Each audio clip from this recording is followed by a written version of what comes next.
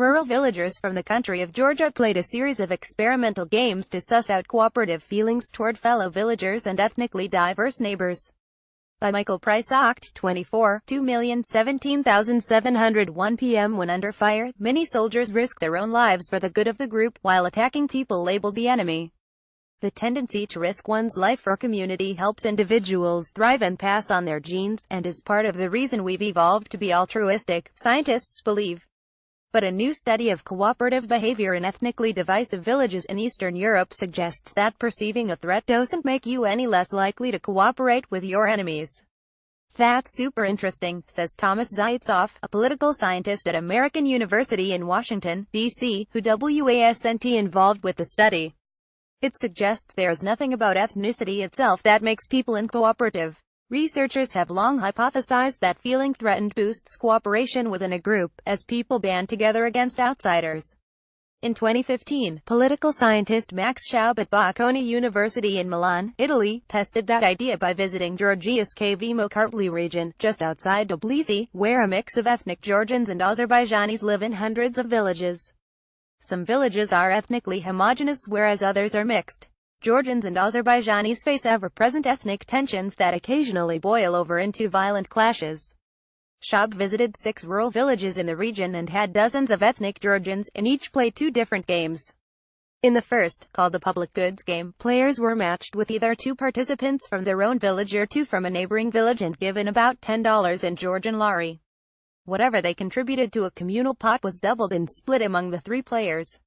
The optimal strategy for the group as a whole is for everybody to contribute their full share, but if an individual withholds their share, they wind up with more money than the rest. Hundreds of small villages in Georgia's Kavimo-Kartli region are populated about equally by ethnic Georgians and Azerbaijanis. Next, volunteers played a second game using their earnings from the first. In this threat game, players were paired with someone from either the same village or a neighboring one, although they weren't explicitly told their partner's ethnicity. The designated predator of the pair could take any amount of money from their partner, whereas the partner could invest in protection to keep part of their stash. The more players paid for protection, the more threatened they apparently felt, feelings Schaub codified in a threat index. Schaub reasoned that ethnic Georgians would likely view an ethnic Azerbaijani partner as more threatening than a fellow Georgian. And indeed, he found that when a player was partnered with a neighbor, and his or her neighboring villages were more than 50% ethnic Azerbaijani, they spent about 9% more money on protection than players paired with fellow villagers. When participants' neighbors were mostly other ethnic Georgians, they only spent about 3% more on protection than when paired with fellow villagers.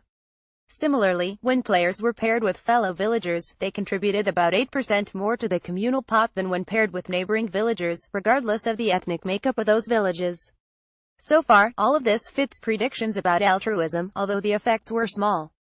But when Schaub combined data from both games, he found something unexpected when matched with partners from neighboring villages. Whether they were surrounded by fellow Georgians or Azerbaijanis, they contributed equally to the collective pot, about 65% of their stash. That's despite the fact that their later decisions in the threat game indicated they viewed their Azerbaijani neighbors as threats. Schaub says that's likely because cooperation is often in everyone's best interest. Conflict is costly for both parties, so cooperation helps ease tensions and keeps mutually beneficial trade relationships flowing, he reports today in the Proceedings of the Royal Society B. If you think about how damaging conflict can be, it might be worth investing some in keeping the relationships positive, even when you feel threatened, Schaub says.